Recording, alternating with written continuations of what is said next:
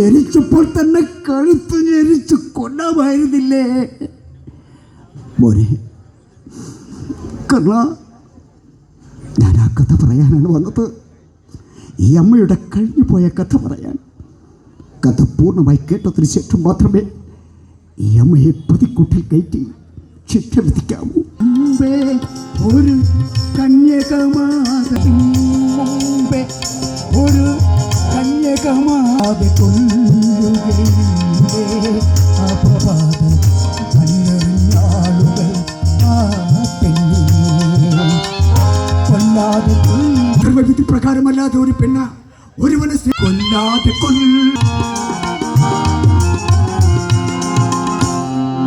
കുന്തിദേവി ആ കഥ പറഞ്ഞു തുടങ്ങി. യദുവംശ രാജാവായ സൂര്യസേനൻ, അതായത് ശ്രീകൃഷ്ണന്റെ അച്ഛൻ വസുദേവരുടെ സഹോദരിയായി പിറന്ന വൃദ്ധ, അക്കാലത്ത് അവരുടെ തന്നെ ബന്ധത്തിൽപ്പെട്ട കുന്തിഭോജൻ മക്കളില്ലാതെ വിഷമിച്ച് കഴിയുകയായിരുന്നു.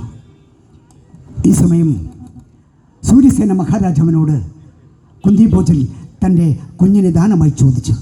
ഒരു മടിയും കൂടാതെ കുന്തിഭോജന് സൂര്യസേന മഹാരാജാവ് ആ കുഞ്ഞിനെ നൽകി. സന്തോഷത്തോടെ കുന്തിഭോജൻ ആ കുഞ്ഞിനെ കൊട്ടാരത്തിൽ കൊണ്ടുവന്ന് വളർത്തി. കുന്തിഭോജൻ വളർത്തിയത് കൊണ്ട് ആ കുഞ്ഞിന് കുന്തിദേവി എന്ന് നാമകരണം ചെയ്തു.